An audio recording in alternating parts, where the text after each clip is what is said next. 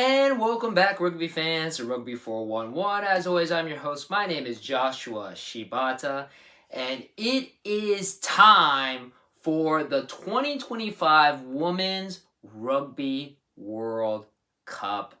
This is a really big event, guys. This is going to be the 10th Rugby World Cup for the women.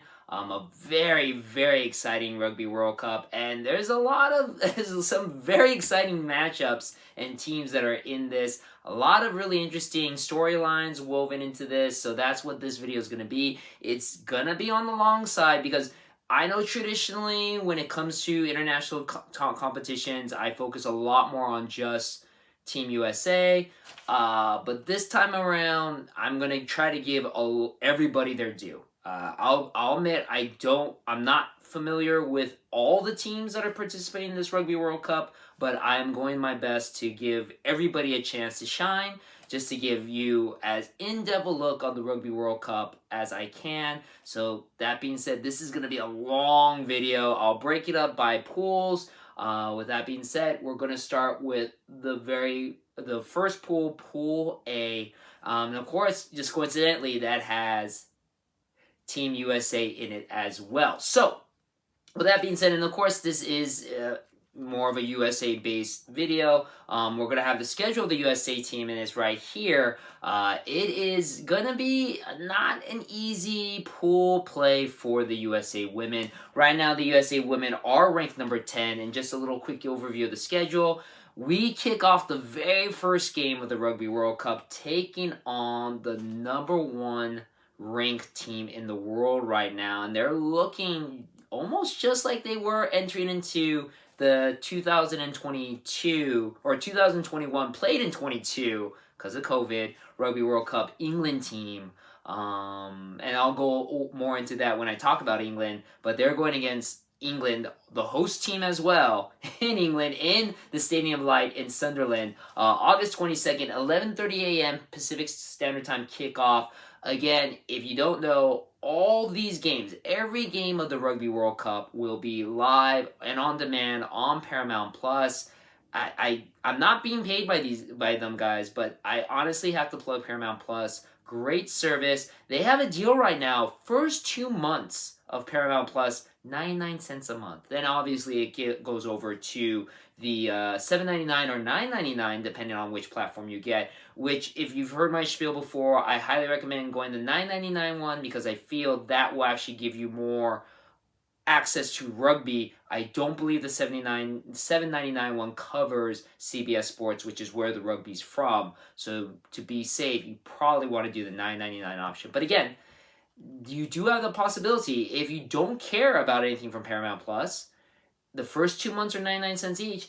The Rugby World Cup, if you get it right now, you only have to pay the month. You can cancel after that first month. You don't even have to have the second month or go beyond that. And it's still only going to be 99 cents. It's a great deal, guys. And then if you happen to be a UFC fan, if you haven't heard, starting next year, all UFC pay-per-views are going to be on Paramount Plus. You don't even have to pay for pay-per-views anymore for UFC. That's like $60 an event. You can get it all for $9.99 a month for the events. So Paramount Plus is a great deal right now to get, and all the rugby is going to be on that, including the men's Rugby World Cup in 27. So great to get onto it now. But anyways, going back. England kicks us off with USA August 22nd, very first game of the Rugby World Cup. USA then goes against the number 6 ranked Australia, August 30th, 11:30 a.m. Pacific Standard Time. I will be more than likely live streaming or watch along with that game. Obviously, I won't show the game, but you can watch along with me. That's always fun. But we'll be doing that one Saturday, August 30th, 11:30 a.m. That game is going to be at York Community Stadium in York. And then the last game of pool play for USA, taking on number 15 Samoa, September 6th, 5:30 a.m. Pacific Standard Time. Definitely not going to be watch along with that one. York Community Stadium in York. But that's pool play for the USA. So let's talk about USA first of all. USA coming in with the leadership of Sione Fukafuka. I'm not going to go over the whole roster breakdown with them, but definitely it's a team that we've been familiar with. It's the same team that played against Fiji and Canada earlier before as warm-up games again preparing for this. Obviously they beat Fiji 31-24, but unfortunately lost to Canada 42-10. I'll be honest with you, USA not exactly been the hottest team going into this Rugby World Cup. In the last 10 matches they're 2-8.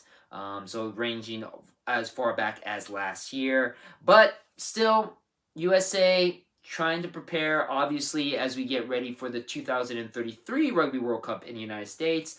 USA trying to get back to form and preparation for that. USA, many people don't realize, one of only 3 teams who have ever won a Rugby World Cup, and USA won the very first one back in 1991, as well as they were finalists in 94, the following Rugby World Cup. And then the only other teams who have ever held up the Rugby World Cup for the women is England, who are 2-time champions, and then New Zealand, who are 6-time champions, and they are the reigning and defending two-time Rugby World Cup champions, which obviously I'll go into more detail with them when I get to the Black Ferns. But for the USA, again, like I said, not going to go into too much detail of the roster, but I will focus on a couple of key players here. Of course, the first one, Hope Rogers, currently the highest cap player of USA women's history, breaking Jamie Burke's record of 51 caps. She now sits at 56. This is also going to be her 4th Rugby World Cup, which is something that very few rugby players, both men and women, have ever accomplished. It is not the record. Actually, Patty Jervey, who is a USA player, was the very first women's rugby player in the world to actually play in 5 Rugby World Cups. Patty Jervey is also a World Rugby Hall of Famer. Hope Rogers has the ability to possibly break that record, probably meet that record if she plays again in the 2029 Rugby World Cup, which will be in Australia. But right now, let's focus on the 4th one. Hope Rogers is once again suiting up. We also have, once again, suiting up and captaining the USA team, Kate Zachary. This will be her 3rd Rugby World Cup, as well as her 2nd time captaining as a USA Women's Eagles player. 46 caps under her belt. Very good possibility that she reaches the 50th in this Rugby World Cup. Obviously, they have to play all 3 pool games and then qualify into the knockout stage, which USA does have a chance. It's not gonna be easy, but they do definitely have a chance. Kate Zachary has the possibility of making 50 caps during the Rugby World Cup. A player that I want to give a big spotlight to, a couple of them, very young players that are very exciting to watch.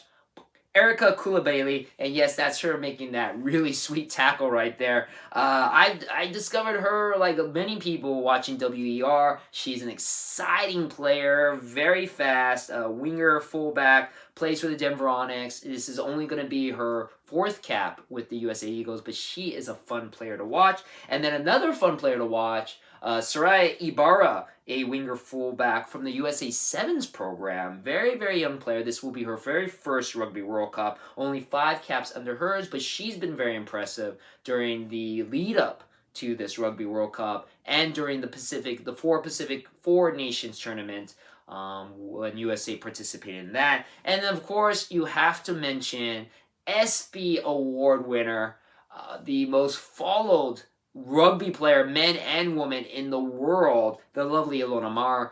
She will be suiting up. This will be her very first Rugby World Cup, playing for the USA Women's Eagles team. This will also be, she has 7 caps under her belt. So those are players to watch out for, obviously, with the Eagles. Now, let's talk about their opponents. So, number 1, England. Oh, man. Lots of storylines with this one. Obviously, England, this is their home pitch Rugby World Cup. Heartbreak from the 2021, played in 2022 Rugby World Cup in New Zealand. England entering into that final were on a 30-match win streak. They were the number 1 team in the nation. They were looking like they would run away with this tournament. I believe 15 minutes in the game, final against New Zealand. In New Zealand, they got hit with a red card, and they fell just short to New Zealand, 34-31. Devastating loss for England. But this is the chance to end their story and end it on a good note with the possibility of facing New Zealand, which I will have my predictions at the very end of the video. You'll see how it turns out. But England has a very high chance of entering into the rugby final. I believe they're on a 27 match win streak right now, so they'll be far exceeding possibly 30, depending on how they do in pool play, by the time they make it, if they make it to the final. So again, similar storylines to what it was last time. England also has the very rarity of being in every final in the Rugby World Cup except for one back in 1998. But England has made it to every Rugby World Cup except for one. Only winning 2 of them, of course, but making it to the finals is not an easy task. The last time that the USA have beaten England, they've only beaten England once. They faced England 21 times. The USA has only beaten England once, and that was way back in 1991. The last time that these two teams collided was last year. In 2024, England gave USA quite a bit of a thumping, 61-21. This will not be an easy game for the United States, but what a statement USA could make if they can upset England. But it will be a very, very hard task. Now, players, first of all, head coach for England, John Mitchell, took over in 2023. He was also, interestingly enough, the head coach of the United States very briefly in 2013. Players to focus on in England. A couple of Centurions for the team, which is a very rare feat to do.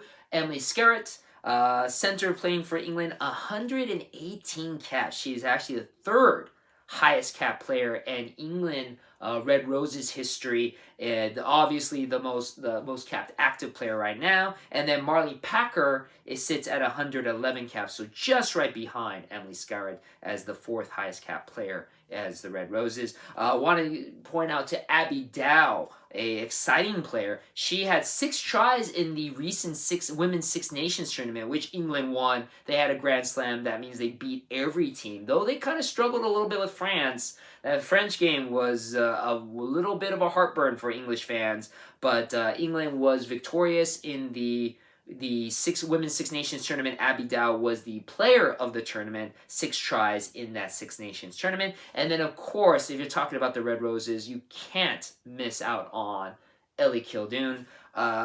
First of all, known for her iconic curly hair, but she is a phenomenal player. She was the 2024 Rugby Player of the Year, World Rugby Player of the Year for the women's.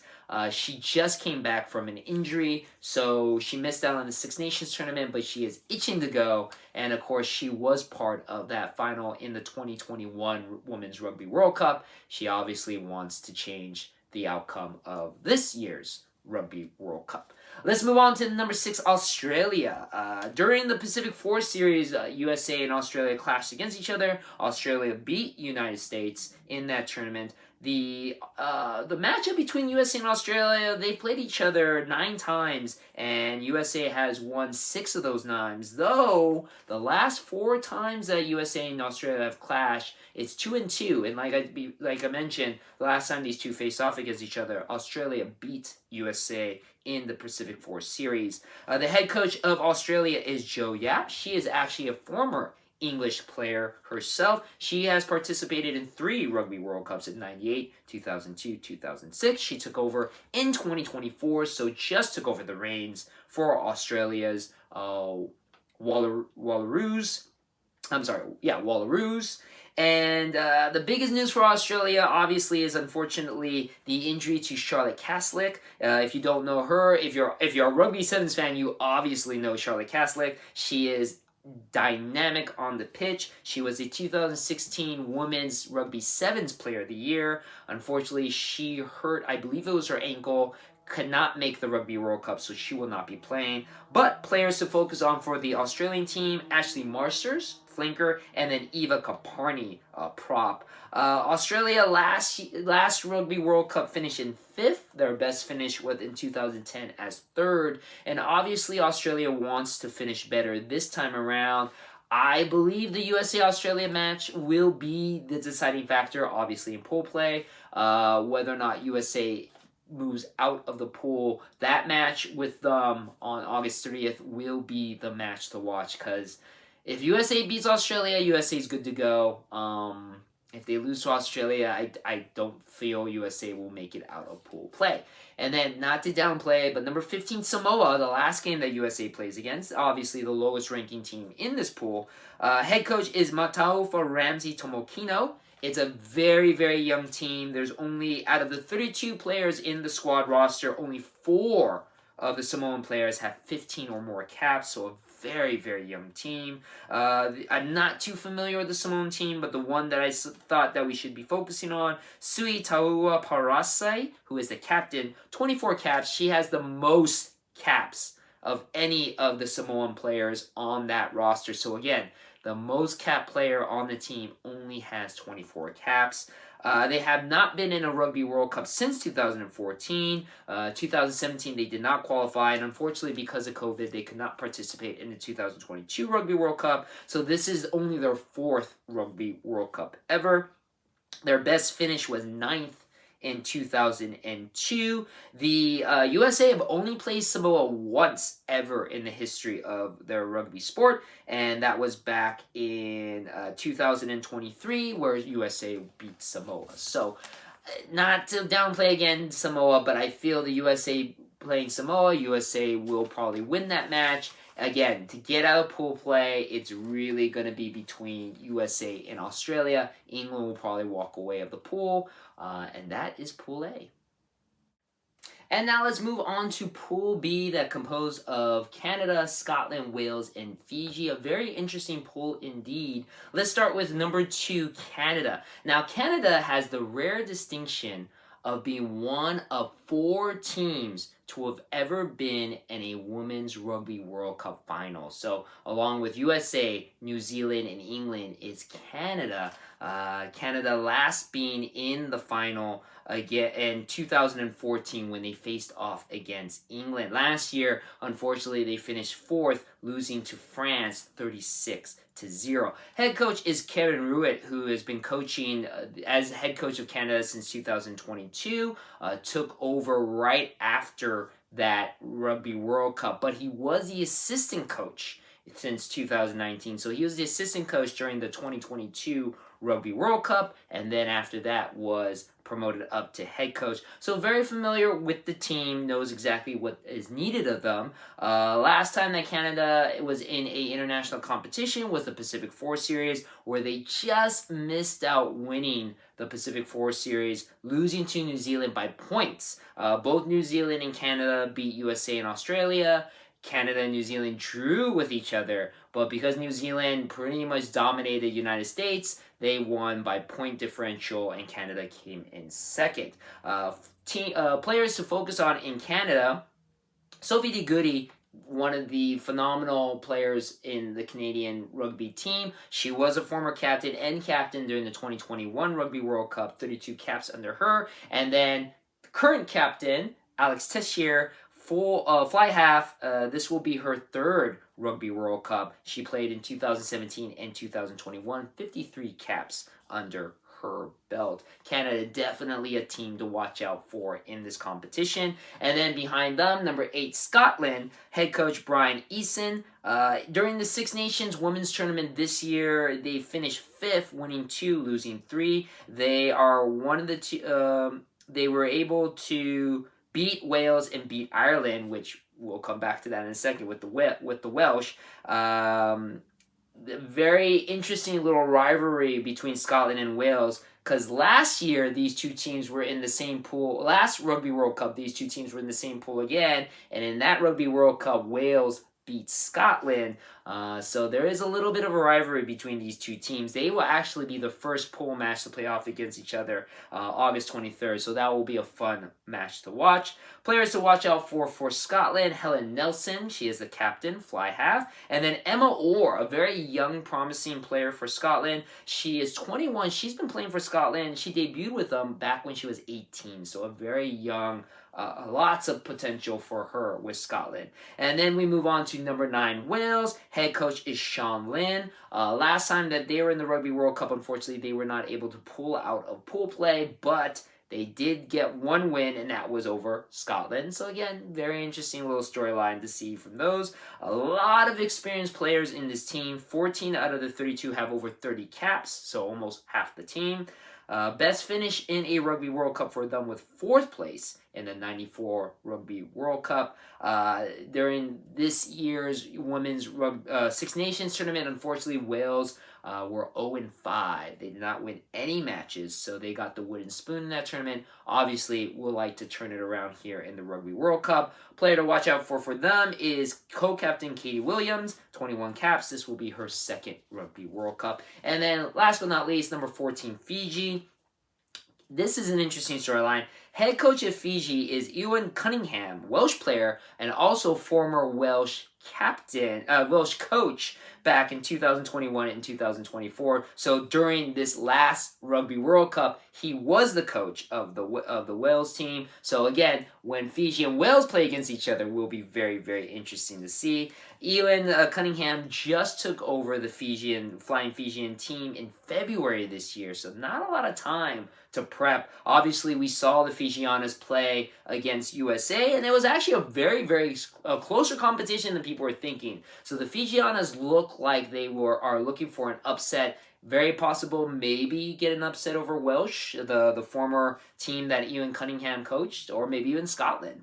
But Fiji definitely looking like the upsetters in this pool. It's a very, very young Fiji team. 26 out of the 32 players on the squad have 20 or less caps. A lot of them, this is their very, very first Rugby World Cup. The only player that I can really think about to focus on this one, Litiana Vueti, who during the match with the United States, she was the fly half kicking off of the tee. 4 for 4, 9 points in that match.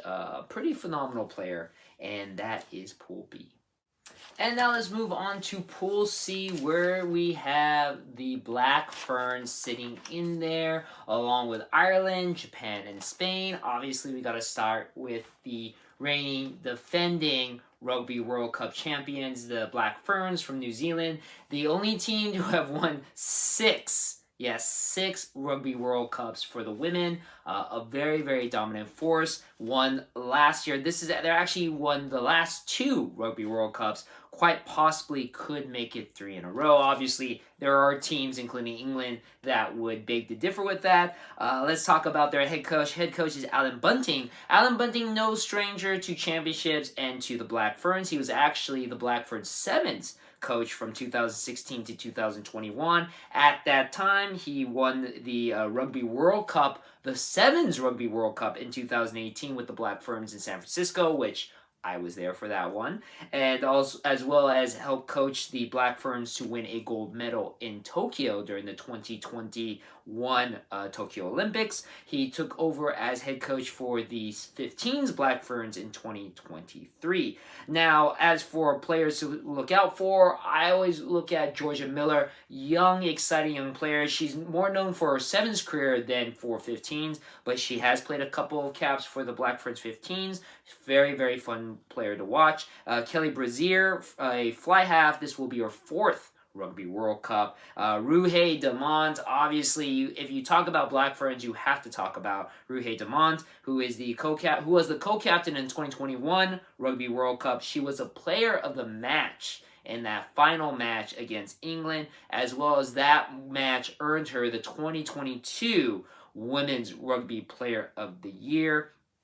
And also, too, of course, if we're talking about the 2021 Rugby World Cup, you got to talk about Portia Woodman-Wycliffe, who, again, if you're familiar with sevens, you'll know her because she at one time was the #1 point scorer and try scorer in Rugby Sevens history in the HSBC circuit. Just recently broke by fellow teammate Michaela Brake.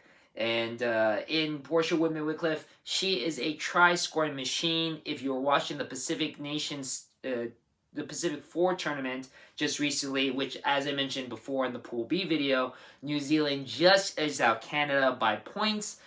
The point differential was all about that USA game. New Zealand trounced USA 79-14 in that game. Portia Woodman-Whitcliffe scored 7 tries. She is no stranger to the try zone. It should also be noted that the New Zealand team, 15 of the 32 players were on that 2021 Rugby World Cup winning team. So it's about a half coming back. So it's a very, very well-oiled machine. Be very interesting to see how far New Zealand goes and if England will stand in their way.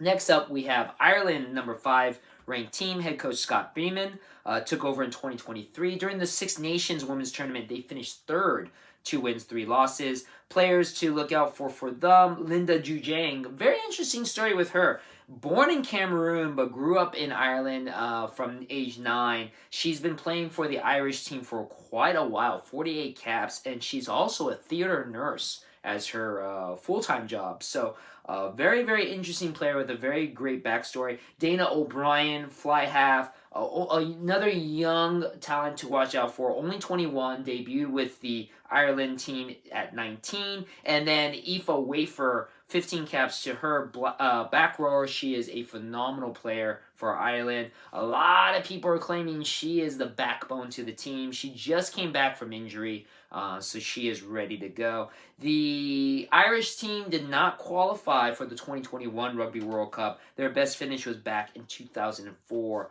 4th place finish. Then you have a very young Japan team. Head coach is Leslie McKenzie, who is a former Canadian player who also played in 2 Rugby World Cups, the 2006 and 2010 edition. Japan, last time they competed in the Rugby World Cup in 2021, did not get out of pool play. It's a very young team. 21 of the 32 players have over 20 caps under their belt. Players to focus on: Kotomi Taniguchi. During the lead up to this Rugby World Cup, Japan played Spain, which we'll get to, twice, and they won both those games, 32-19 and 30-19. In those 2 games, Kotomi Taniguchi had a hat trick in both of those games. And then Seina Saito, the most experienced player on the team, 50 caps. This will be her 3rd Rugby World Cup. She was captain in 2 of them, 2017 and 2022. And then we have the last team, Spain, another team that's very young and inexperienced. 15 of the 32 players on the squad have over 20 caps. Head coach is Juan Gonzalez Maruqueros. And interesting player to point out for them, Laura Bimba Delgado. She is the co-captain. Even though she has 51 caps as a Spanish Lioness, she's also played for the British team, the Women Harlequins, and the Exeter Chiefs and Gloucester Hartputty. Even though she has a lot of experience with the Spanish team, this will only be her 2nd Rugby World Cup. She unfortunately was injured during 2014. Spain did not qualify for the 2022 Rugby World Cup, so she last played in 2017 as captain. Story goes, Laura was going to retire from international competition unless Spain qualified for the Rugby World Cup. Then she would stay on for that. They luckily were able to, so this will be her return to the Rugby World Cup. So great story for Laura Delgado and the Spanish team. The best finish that Spain ever had was in the very first Rugby World Cup, where they finished 6th place. Again, in this pool, it's pretty much the Black Ferns are dominant. I wouldn't say that Ireland is necessarily a guaranteed slot into 2nd. Japan has looked like world beaters, and Spain definitely has something to prove in this pool. And now the final pool, Pool D, where we have France, Italy, South Africa, and the lowest ranking team in the Women's Rugby World Cup, Brazil, ranked at number 25. Let's start with France. France, interesting, they have 2 coaches, David Ortiz and then Gail Mignot, who is a former French women's player, 70 caps. She played in 2 Rugby World Cups. This will be her first time coaching for a Rugby World Cup. France has the unfortunate distinction of being the bridesmaid but never the bride. Out of 9 Rugby World Cups, they have finished 3rd in 7 of them. 7 of the 9 Rugby World Cups before this 10th one, France has been 3rd place 7 times. As I mentioned before, only 4 teams have ever been in the finals: USA, Canada, New Zealand, and England. France wants to be the 5th team. And it's possible. This year, France was very, very close to beating England in the Six Nations tournament. Now, they played another game before the Rugby World Cup, and England a little bit more deciding. But France is a very dangerous team. And leading that, these 2 players, Pauline Borden-Santos, 66 caps. This will be her 2nd Rugby World Cup after the 2021 version. And then Morgan Brujos, fullback. She's the fun one to watch. 22, only 22. She was the top point scorer in the Women's Six Nation tournament this year. 73 points. Second the player with the second most points, 37. So by far, Morgan Bourgeois is a clutch kicker off the tee. So she may very well make the difference in this French team during this Rugby World Cup. And again, wanting to somehow make it into the finals. Number 7, Italy is also a fun team to talk about. Head coach Fabio Rosselli took over in 2024. He's a former head coach of the URC team, the Zebras, the Italian team, former Italian national player as well. There is a couple players possibly might make the centurion mark. Sofia Stefan, scrum half, she sits at 98 caps. Michaela Solari Sen, 92 caps, maybe, but have to get out of pool play first of all. This will be her 3rd Rugby World Cup, 2017-2021 she was part of. She is the top active point scorer for the Italian woman. Last year, Italy did not pass pool play. Their best finish was in 2017 in 9th place. And then we have number 12, South Africa, which you can't sleep on South Africa. I know more people will associate top-notch rugby for the men, the South African Springbokkers, but with number 12, women's South African team, they're kind of getting up there. You know, they're getting much, much better in play. Head coach is Zachariah Francois De Bruin. Top player to watch out for is Nolisindiso Cindy Bowie. She is the captain, lock, 52 caps. This will be her 2nd Rugby World Cup. Last year, South Africa did not get past pool play. Their best finish was in 2014 as a 10th place finisher. They qualified for this Rugby World Cup by winning the African Cup to qualify. And then now, the last team to talk about, 25th ranked Brazil, the lowest ranked team in this edition of the Women's Rugby World Cup. This is the very first Rugby World Cup for the Brazilian players. Also, too, Brazil is the very first South American women's team to ever qualify for a Rugby World Cup. So huge accomplishment for Brazil. I know their women's sevens team has really made strides to become a team that's a constant fixture. South American rugby has risen quite a bit. Obviously, we know about Argentina on the men's side, but Uruguay, Paraguay, Brazil, Chile, especially if you're talking USA fan, we all know about Chile. South American rugby has risen quite a bit, and it's great to see Brazil qualifying for this year's Rugby World Cup. Head coach is Emiliano Cafra, who is a Uruguayan international former player. Again, very, very young team, this Brazilian team. The top cap player is Eshlien Coimbra, who is the captain. Only 14 caps. So a very, very young team. But that is Pool D.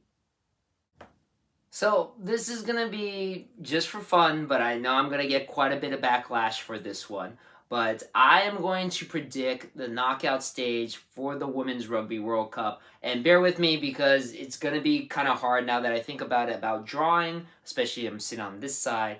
But we'll put down who I feel will make it. So, top of this, we have, I believe it's going to be Pool C winner.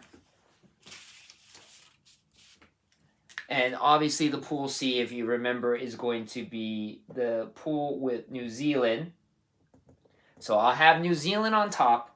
And then they go against Pool D runner-up, which has France, Italy, South Africa, and Brazil. I obviously believe that Italy is going to come out second in that one, even though, again, South Africa, could be an upsetter on that one, but I think Italy walks away with that. And then you have a very interesting one. Pool B winner is going to be Canada, and they go against the runner-up of Pool A. And I know that Pool A has England, the United States, and of course, England, the United States, and Australia. It's gonna be tough. It's really gonna be tough. But I'm supporting the good red, white, and blue. I believe USA makes their way into the knockout stages, but then that sets up a big matchup against Canada in the knockout stages. And then, of course, you have the Pool D winner, which is going to be France. And forgive that my writing is so notorious here, or so atrocious. That's the right word. And they'll be taking on, I believe it's the Pool C runner-up. No, Pool D. Pool C. Yeah, Pool C runner-up, which has New Zealand, Ireland, Japan, and Spain. I believe the Irish women will walk away with that one. As much as I would support my Japanese women, but I believe Ireland will win that one. And of course, Pool A winner will be England, the Red Roses.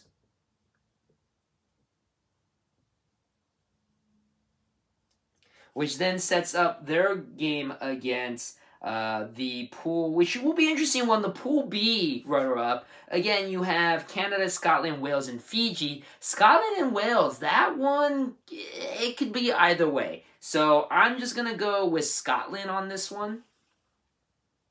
But I wouldn't be surprised if it's Wales. That one is a literal toss-up. Okay?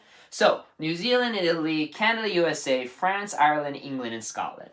New Zealand, Italy, I'd be shocked if Italy wins, so we have New Zealand walking away with this one. Now, Canada, USA. Again, I want to support my girls in red, white, and blue, but let's be realistic about this. I'll be perfectly honest. Canada looks like a world beater. Definitely very strong team. I know there's been some matches where USA looked like they could beat Canada. I don't think that's going to happen here, and Canada walks away with the win. And then England and France and Ireland. France and Ireland, that could honestly be a toss-up. I've been listening to a lot of chatter about French women's rugby. The knock is it's at two extremes. They either play really, really well or they play really, really bad. I feel France will play really well in this one, and they advance to the next round. And then England versus Scotland, obviously the Red Roses will come out on this one. I don't think it's nearly as close an argument as the French one. So, we have New Zealand and Canada, France and England. Ooh, 4 phenomenal teams. As I mentioned before, only 4 teams have ever made it to a final. United States, Canada, New Zealand, and England. And France is, out of 9 Rugby World Cups, they've been the 3rd place team 7 times. Sadly, it's going to have to be an 8th time because I don't feel France can stop England. It's at home in England. I don't think England's going to lose that one. Now, again, France did almost beat England in this Women's Six Nations tournament, but I feel England will come out on top. And then New Zealand and Canada, man. Again, both teams really, really impressive. They played against each other during the Pacific Four Nations tournament, came to a draw. But you know what? The Black Ferns, I feel, are just like the All Blacks in Rugby 7s and Rugby 15s. When it comes to tournament play, they play on a completely different level. I feel New Zealand will come out on top for this one. So, Now, obviously, that sets up a rematch between last year's final, New Zealand and England, but this time in Twickenham.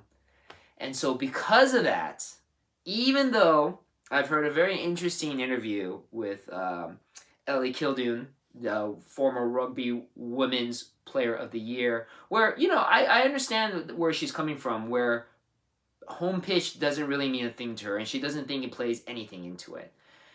I kind of disagree with that. I'll politely agree to disagree with that. I think it makes a big difference.